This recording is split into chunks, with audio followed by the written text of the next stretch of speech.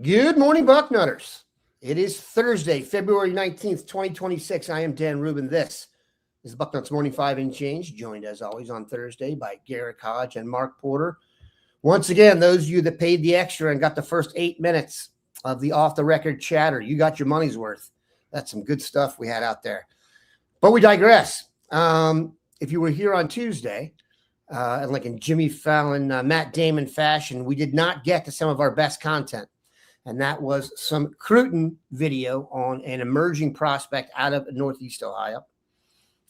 And that is Deontay Malone, a very impressive cornerback prospect. I'm going to we're going to start with that today, so we super guarantee we don't forget it. I'm going to have Garrick introduce him and Mark then introduce him to you on video. Garrick, the floor is yours. Yeah, Deontay Malone is a defensive back at Massillon, Washington, however you want to classify it.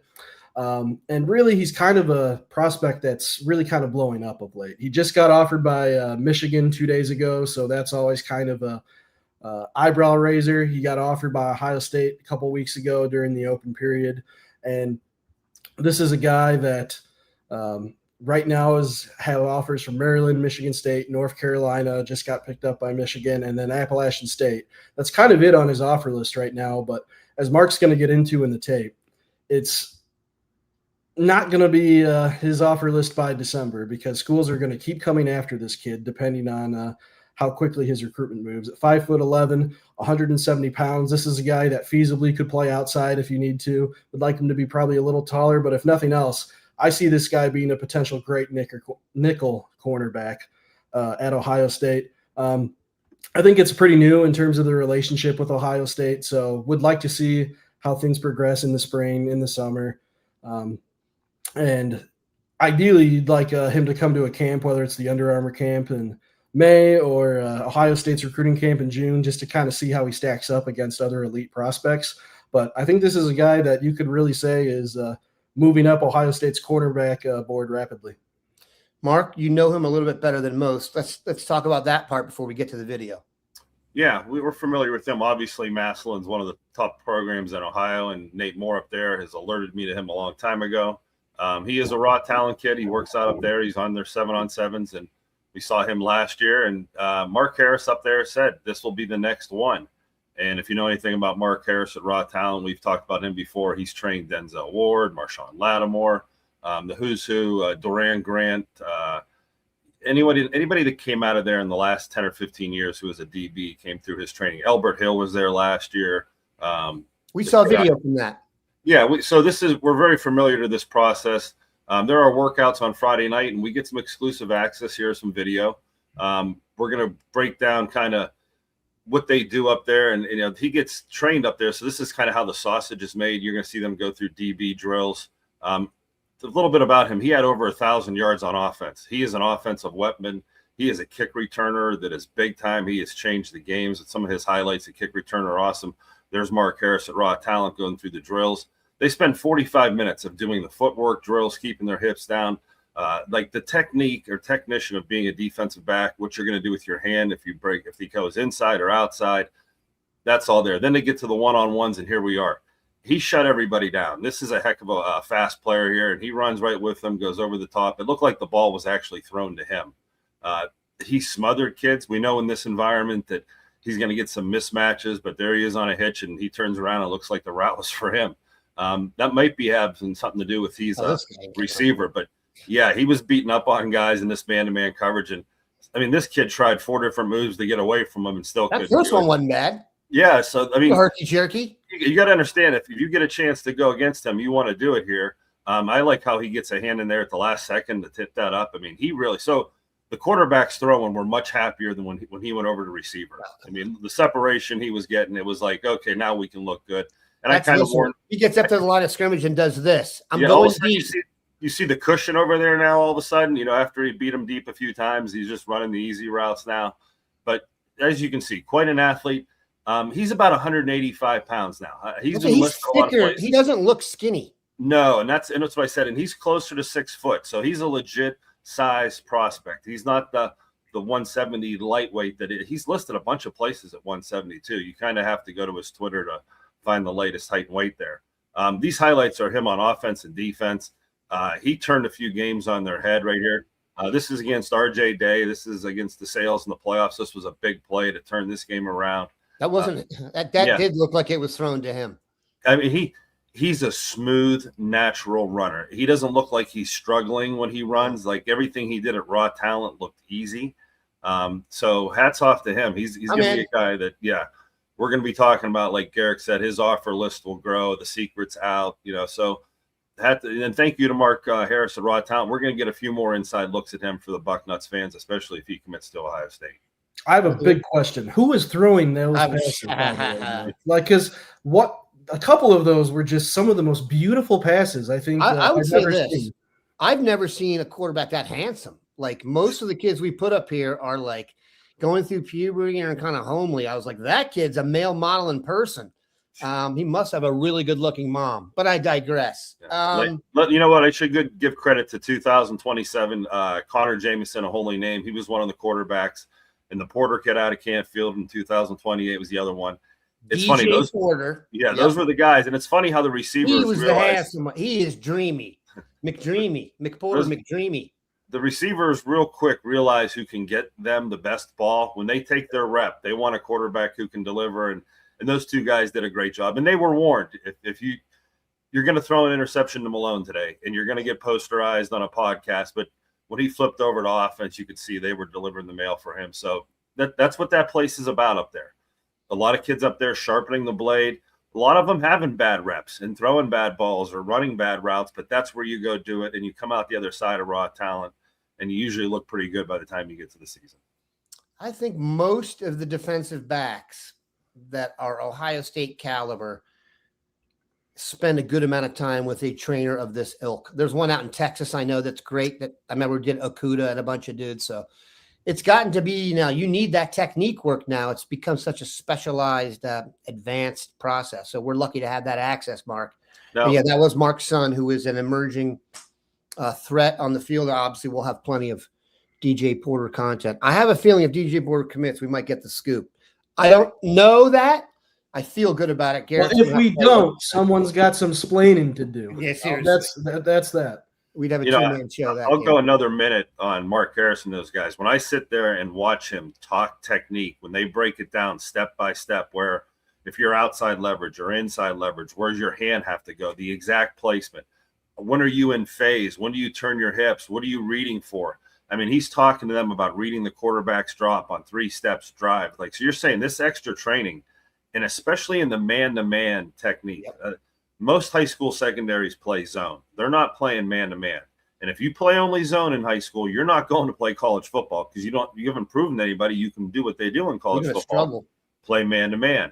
So, yeah, the likes of the DBs that have come through there over the years that are in the NFL, big-time guys. Marshawn Lattimore was one of the best in the NFL. Denzel Ward is one of the best in the NFL. It's amazing the results he gets out of these players there. So I just want to put a little shout out to that. I read something yesterday that Ohio State's and Nordonia's own Denzel Ward, the Browns are considering maybe letting him go because of his salary. I don't know if he's ever been to Dallas, Texas. Weather's way better there. And we got whatever number he wants. It's on reserve. Oh, actually, that's not true. What number does Denzel Ward wear? Do you know? Is he 21? I can't remember. If he's 21, that ain't going to work. But anyway. Now, if you guys remember Latwan Anderson from Glenville, that's who Mark Harris compared, this guy to. I also compared him to like a Bryce West because he's a little thicker. So I think Malone is more Bryce West. He said he's more Latwan Anderson. I thought Latwan was a little skinnier. Latwan had some of the most explosive plays in high school football coming out of Glenville. So that's a heck of a comp. So no doubt. And we will be up on that, obviously. The state of Ohio routinely producing excellent secondary talent. That's for sure. Maybe we can keep this one in state, but I digress. All right, Garrick. Ohio State is not only recruiting defensive backs from Ohio. They are actually looking outside state borders and at other positions. We have done quite well out in the state of California, Orange County to be exact. Your Chris Henry Jr.'s of the world. They're going back They're interested in another defensive lineman, and this is a guy who there are certain guys you look at and ask what's his rating and such, and there are certain guys you look at and you don't even question that. You just know this is a dude. Introduce us to, and I want to look at this name, Marcus Fatu. Yeah, we confirmed a pretty big visit this morning on Bucknuts, posted it about 30 minutes or so before we started the show. And this is one that's going to make Ohio State salivate, and Ohio State fans salivate over the type of player that could be coming to Columbus if things work out. Marcus is a 6'6", 275-pound defensive lineman that is athletic enough to play defensive end, but is probably going to shift to more of an interior spot in college. Whether he plays the 3 or somewhere else is open to interpretation. But Marcus told me that he will be at Ohio State on March 10th.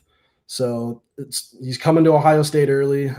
He has no shortage of schools looking after him. I think arguably the top contender for him right now is Notre Dame. Alabama's certainly in there, Georgia, Texas, Oregon. I mean, you hear those names and you know that it's going to be a bloody war on the recruiting trail with the blue bloods of the blue bloods all going after a player of the caliber like this. Last year, he recorded 69 tackles, 17 tackles for loss, 7 sacks, 14 quarterback hurries, 2 pass deflections, and 2 forced fumbles. So those kind of numbers with a guy at 6'6", 275 pounds, you know that guy is a force to be reckoned with. And he's 2027?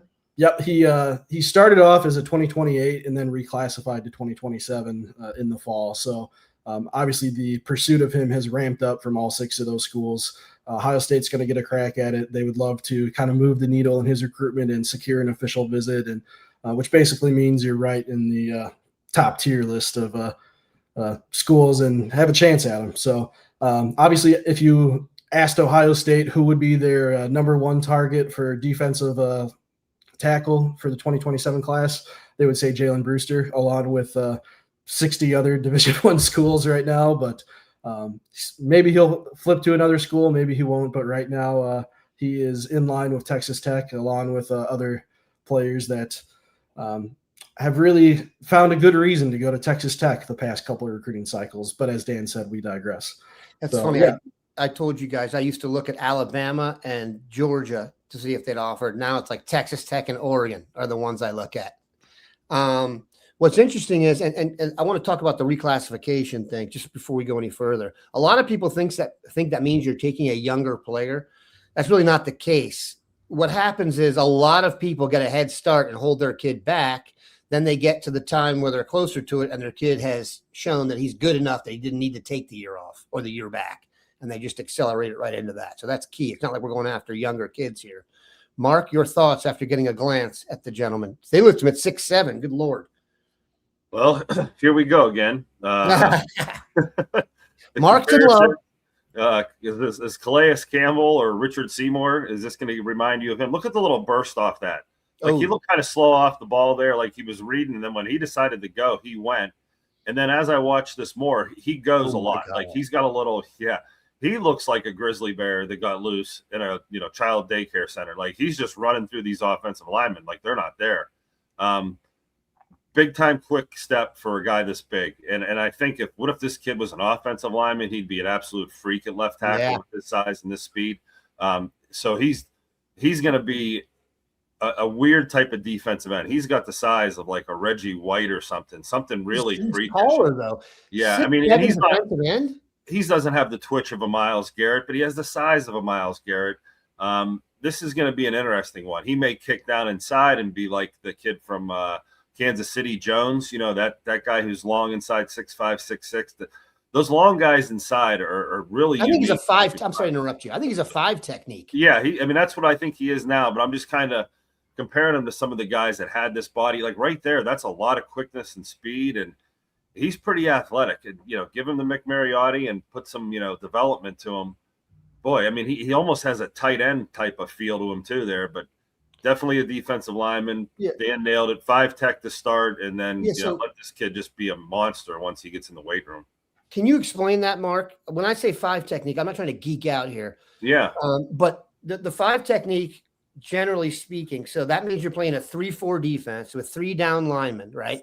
To tell everybody. So the 5 technique are the 2 defensive ends in the 3-4, which when traditionally most people think of the 4-3 like Ohio State uses. Those are your more traditional defensive ends. The 5 technique is almost like a hybrid in a way. Yeah. So let's really clarify that. Like a 1 technique is usually line up on the center, shaded maybe one side. A 3 technique is on the outside of the guard.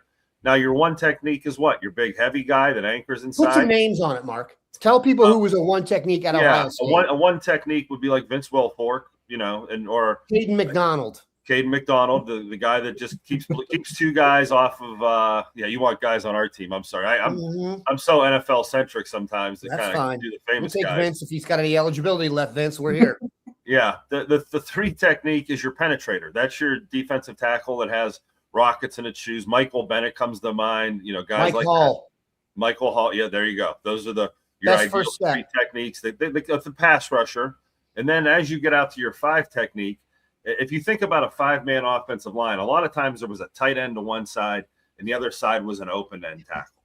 Okay. So the open end tackle obviously has less to deal with if there's no tight end over there. So he could be a little lighter, a little more athletic, isn't going to see so many double teams. The 5 technique goes out to the tackle, usually to the tight end side. And when you have that tight end hanging around outside you, you're going to get double teamed and smashed. So that's usually a bigger body guy that can take that type of punishment, handle the double team. Or if that tight end is just removed and it's a 4-wide situation, you're a 5 technique with no one out there bothering you. Those wider techniques, the 7 would be the guy who's outside of a tight end or gets a little wider. And those guys, like Arvell Reese was doing last year, they were kind of playing out on that edge, and you can get a faster guy out. The pass rush ability of a 5 technique is more of a bull rush type, usually, a strength and, a strong rip, and they're not really a jittery, twitchy guy. A real pass rusher, an elite level guy that comes off the edge with rockets in his shoes, is the real 7 technique or 9 technique that, like a Micah Parsons. That guy is in the 4-3. Yes, but anymore. I know they hybrid it out, but I'm saying formation will dictate their role sometimes. But you're right. The 4-3 would have 2 guys that had rockets in their shoes. A 3-4 would have 2 5 techniques that are bigger guys, and how they would get speed out to the edges by putting linebackers like Arvell and Sonny on the edges. Yes. Like they put the linebackers in the gap. The outside linebackers are more stand-up guys. If you're a draft geek right now and you want an example of this, the edge guy, not the 5 technique, the pure rush guy would be David Bailey out of Texas Tech. And the 5 technique would be Keldrick Falk out of Auburn. Go look at their height and weight differential and what they do differently. They're both technically defensive ends, but in application, it is different. All right, let's see what other questions we have here. Let's get to the offensive line question, Garrick. It was asked here. I'm going to find it. But you can lead into it, and then Mark is going to nail it. Mark, do you want to tell everyone what the question was asked to you, and then you can ask me what the I actually have it pulled up here for us. Let me read it exactly. But it was about the offensive linemen that are kind of out of state. It's like who are the best offensive linemen from out of state? Yeah, and kind of rank them. And I wasn't sure, like, you're so up to the minute with the guys that are on the latest board. I'm like, let me make sure that out of state we've beaten the in-state horses to death. So let's get on the out of state guys. I misspoke there. What they want is a ranking of the out of state guys based on how Ohio State views them. Okay. How would you rank how would you rank the offensive tackles for which we are serious contenders? Yeah. Okay. Well, this is a good tie-in. We're workshopping a piece that has a release date to be named later, but with the 3 of us, that interview that Mark Pantoni did with Woj really kind of just hit home, I guess, is highlighted. Yeah, for lack of a better term, how much of a professionalization model that Ohio State is in now when it comes to recruiting. And the part that we're focusing on with this upcoming piece is when Pantoni classified that in every recruiting class, there is first-round picks where you move heaven and earth to get. There's your day 2 and day 3 picks that comprises most of your recruiting class and guys that you're really high on. And then there's your day 3 picks or your undrafted free agents that they're developmental guys. You get them in there. Let's see what can happen after a few years and hope you hit on a couple of them, right?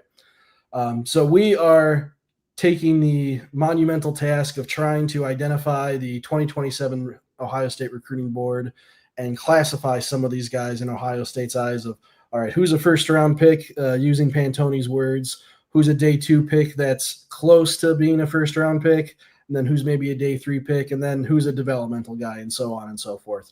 It's all a work in progress, and we're kind of workshopping things out, but it's going to be a really fun piece and a really fun continuous piece that's going to go on monthly once it eventually drops. Hopefully within a couple weeks here, we'll get that out. Sure. But And the goal is when you see a prospect and say, oh, what does Ohio State think? Are we going to get him? Are they bummed if he goes somewhere else?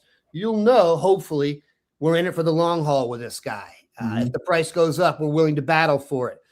If you see a guy in the middle tier and it gets hairy and someone comes, we may lose him. And so we're just trying to kind of give everyone a more accurate update on where they stand, because really Pantoni, it was a great interview. If you haven't seen that, if you haven't heard that, it's illuminating. I'm sorry, Garrick, go ahead.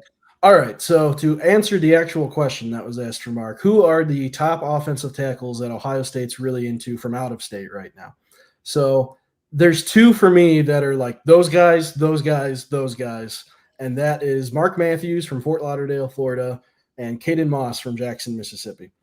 In terms of how would I rank them, I think it's kind of like Mark says, pick your poison, right? Like I think they're both super yoked up, agile, athletic.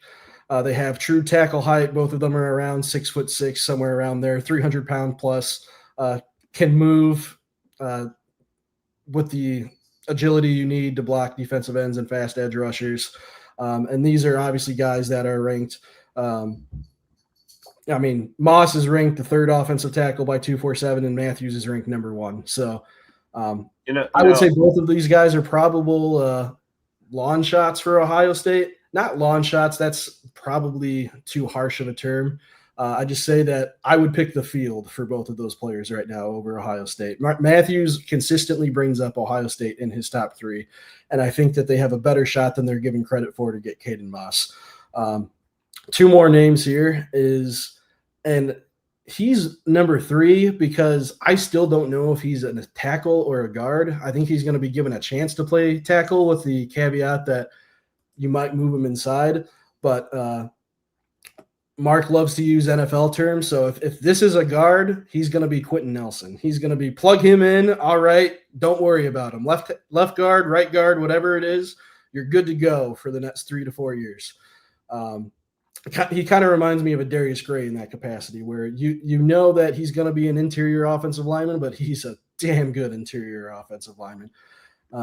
Maxwell Hiller has a top 4 and Ohio State's in it. I think they're going to get another spring visit because he needs to see Ohio State actually coach a practice. He's gotten that with the other 3 teams, kind of gotten a feel for the program, and he kind of wants to see how Tyler Bowen coaches specifically.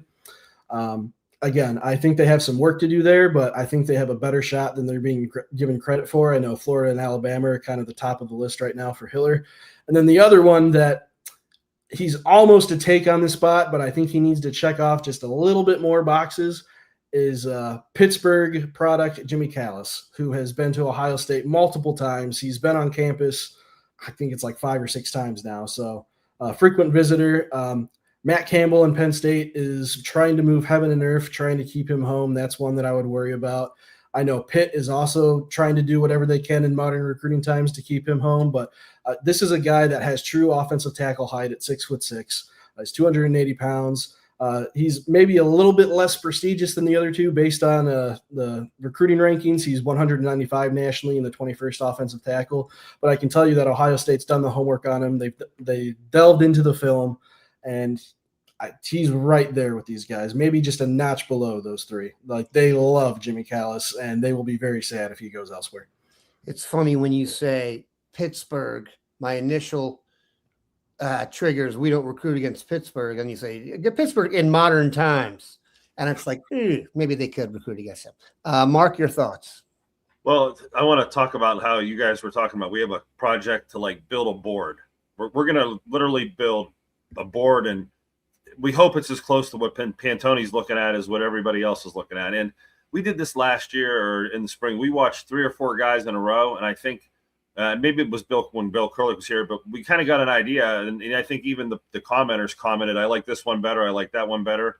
I think I'd like to get these 4 linemen and watch 8 or 10 plays of each of them real quick in a podcast and really rank them the way we see it and trust our eyes and trust our experience and put them on the board. Which one will we make the first rounder? Which one will we have as the developmental guy? We may or may not be right. There's art to this, but I think with the knowledge we have in our comment section, we have a lot of good eyes there. I think we'll get to a consensus on a lot of these players. And I think if we did that, we could build as good a board with the fans and us as pretty much Ohio State, and we could lock our audience into that. So I think that's kind of the way we're going to start rolling with this, is really, having a board 24/7 monthly that's updated with new additions and, keep you in the loop tighter than ever. And I'm on board because that's all I do is build boards. I just got done watching 1,500 players put them on a board. It's much easier to do an Ohio State board than that Division II. Yes, it is. 3 board I'm working on. Take the top and move on. Yeah. Which is, it's a great point. And my hope is that it kind of guides the recruiting in terms of expectations for the fans. You're not going to get every guy on. We're going to have to also introduce the idea of tiers, TIERS, not my tiers, because that's really how NFL teams do it. The idea that an NFL team is sitting there and going 1, 2, 3, 4, 5, and the tags are touching, I think that's a little overdone. They have people in tiers, and then within the tiers, they try and rank them. And then it's like, oh, you get into a draft thing. I got this tier here and that. So we're going to hopefully do as much of that as possible. I also think we're going to try and have on some guys who actually scout for the NFL, so they can tell you what they're doing and what's being picked up by the colleges. And we can kind of get them to lay it out flat, because keep this in mind. Once you start paying everybody like this, the further we go into this, I want to say this correctly, the less, Garrick and I were talking about this. When you were raised as a reporter covering sports, you high school kids, you're told you never, and a touchdown pass is scored, you never mention the defensive back because you're illuminating him. When he moves to college, you can mention him, but you don't really take a shot at him. When he moves to the pros, you just say whatever you want to say about him. He's ruined it, and he's embarrassed his family.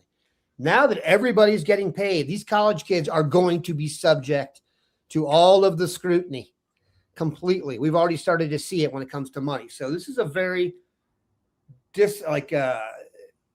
differentiating groups, and hopefully we'll be able to do that. Here's a question. Let's see here. We got some questions here. Good. One is about Matt Patricia's use of James Robinson, the new defensive tackle from Alabama. It was his last name? James Smith. My fault. I get Robinson and Smith. That's absolutely on me. James Smith. I think people are expecting Caden McDonald. I think that's a little much. He's a really good player. Caden McDonald is arguably the top defensive tackle in the draft. I think that would be a lofty aspiration for Smith. I do think he's a definite pro. He's not quite as big as McDonald, if you look. I think Smith's more likely to play 3 than 1, if we're being honest. I'm just the saying guy that I would have put in at 1 is Okay, John go ahead. Walker. The guy I would put in at 1 is John Walker, the UCF transfer. That's who I think is going to be your 1 tech. And then not that Smith couldn't play 1 in a pinch if he needed to, but I think he's more of a 3. So I would put probably John Walker at the 1, and then Smith at the 3, and then, where that puts Edric Houston. I guess it'll be a fun spring battle to watch. That's what I'm kind of looking forward to how they kind of deploy those guys. But the defensive line, I don't even look at 4 starters anymore. It's a rotation. It's a down and distance thing. It's a package thing, especially with Patricia. He's a sub package king, like he's giving you different looks with different matchups. I mean, He's playing chess when everyone else is playing checkers. Yeah. It's interesting because Tyleik Williams, I guess, was a one technique, but his strength was getting up the field. That's why he got drafted in the first round. Caden's more your classic, gonna draw two, all those goal line stands we had. Go get your camera out and zoom into the bottom of the pile. And there'll be a guy from Georgia there on the good guys team pushing back. So that's good stuff. This is about our story. LV Buckeye, great concept for the draft board. However, a big draft class for an NFL team is 8 to 10 players. In college, it is 25 to 30 players. Not to quote someone that we aren't a huge fan of, but Dan Lanning was asked about this. And he said he learned from Nick Saban, in the NFL, you get one first-round draft pick. In college, you can have as many as you want. You just got to get them. So that's a loose number there. But now that we are salaried up, that's another reason for it is they have a salary cap. I don't know if they have a rookie pool, but they definitely have numbers they're not going to go over in terms of paying guys. So that's important. Let's see here. All right. I think we are good to go. Does Marcus Fatu play basketball too? I saw someone say he's from Alaska and he played rugby. So he may actually be part grizzly bear. All right. Yeah, he's played rugby. I don't know if he plays basketball or not, but I know he's played rugby before. I think we're in good shape. All right. There you go. That's a show. Appreciate everybody stopping by. I thought I'd pass on this little anecdote about sports to you that I thought everyone would find entertaining that someone told me the other day. My friend was coaching in a basketball game. There's a contact play. Both guys go down. The refs convene. Both guys get a foul, and they call it a blarge. Blocking charge. No, a blarge. The refs got together and created a foul. Both kids got the foul, and they moved on. And he said, I couldn't even concentrate for the rest of the third quarter because I don't even know what the F a blarge is. So I thought I'd share that with everybody. I've covered sports for a long time. I've never heard of a blarge. But anyway, get your blarge on. Have a good one, Nutters of Buck.